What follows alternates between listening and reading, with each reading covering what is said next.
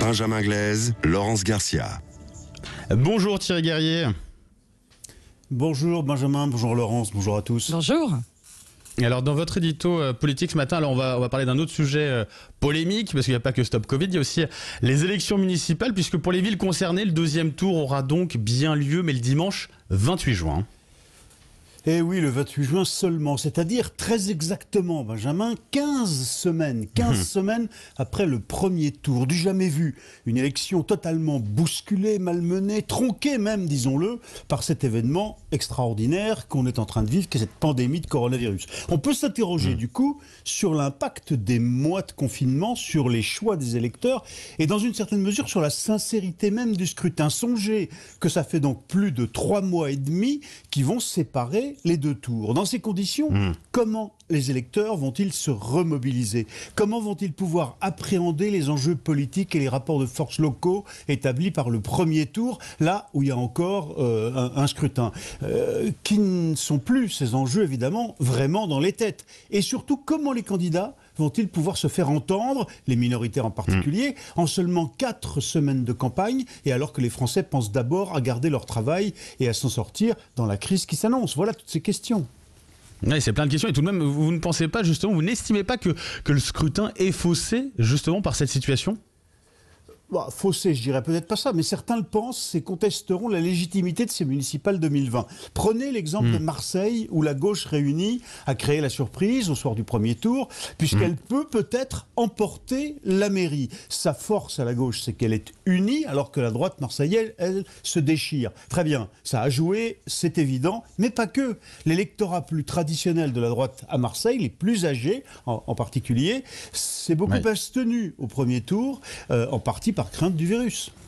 Et alors vous dites, Thierry, aussi qu'il y a une sorte de prime médiatique accordée aux sortants, c'est ça ?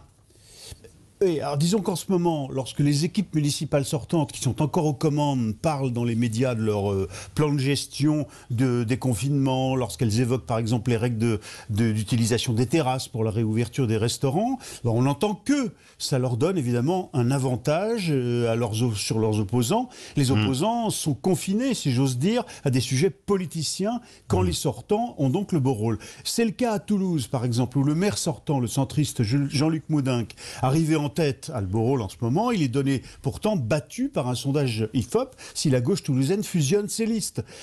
C'est un cas aussi évident à Paris, c'est même le plus flagrant, où Anne Hidalgo communique à tout va sur son plan terrasse et où l'opposition et Rachida Dati en ce moment sont totalement inaudibles, Benjamin. Mais Thierry, il faut bien les renouveler, ces conseils municipaux, il va falloir en finir avec ce scrutin. Est-ce qu'on avait vraiment le choix ? Alors, pour les familles et les proches des élus et des assesseurs morts du Covid-19 contaminés au cours des opérations de vote du premier tour, pour eux, je peux vous le dire, oui, clairement, on avait le choix. Beaucoup pensent qu'il aurait fallu repousser ces municipales à 2021, les deux tours ensemble.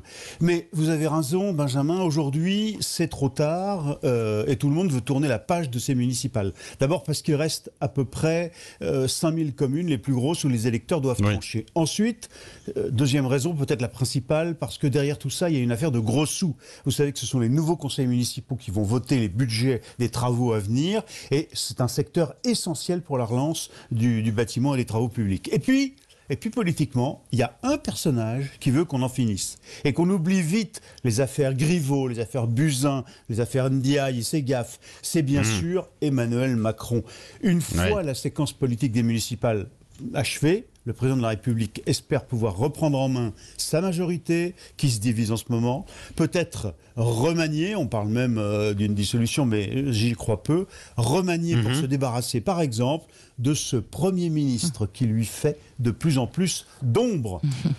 Eh oui, merci Thierry Guerrier. Édouard Philippe qui a fort à faire en l'occurrence du côté du Havre, avec un deuxième tour qui s'annonce très compliqué pour lui, donc il y aura aussi effectivement cet enjeu-là. On vous retrouve de toute façon Thierry tout à l'heure pour pouvoir justement débattre de tous ces sujets d'actualité. Dans un instant, eh bien Laurence, on va se marrer un petit peu quand même. Bah oui, bien sûr, on va se marrer un peu, ces canulars téléphoniques. Vous aimez bien ça, on va voir qui elle a bien piégé.